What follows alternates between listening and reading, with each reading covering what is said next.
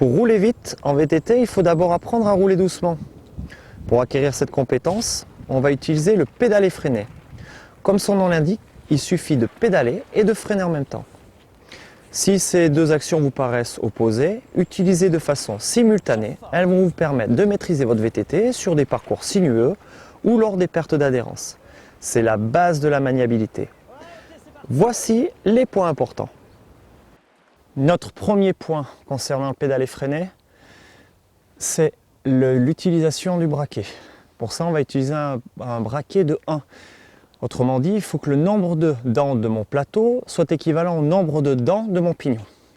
C'est la meilleure vitesse à utiliser pour un pédaler freiné. Le deuxième point, c'est le pédalage. Je dois avoir un pédalage rond sans à-coups afin de ne pas créer de déséquilibre.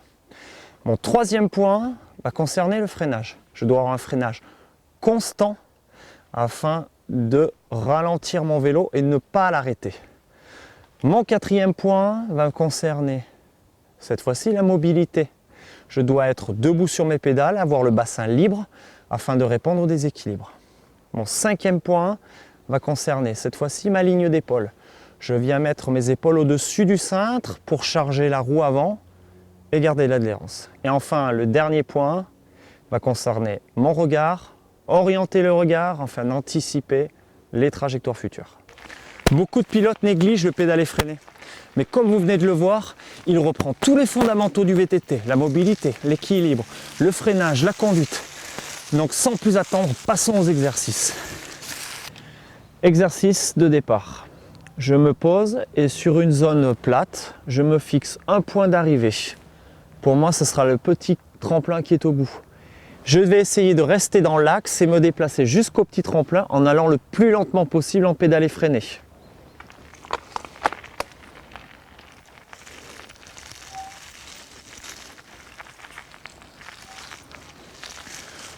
Je pense à avoir le regard orienté toujours vers la sortie de mon atelier.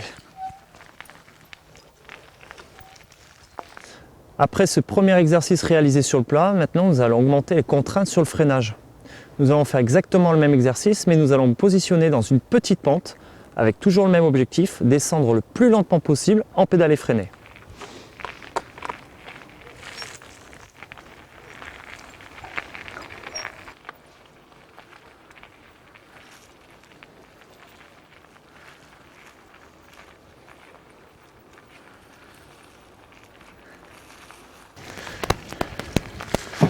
Maintenant, nous allons inverser la tendance.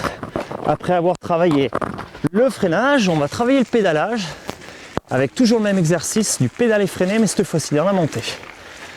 Je pédale en continu, je garde une pression constante sur mes freins, mais cette fois-ci, je vais aussi devoir gérer l'adhérence.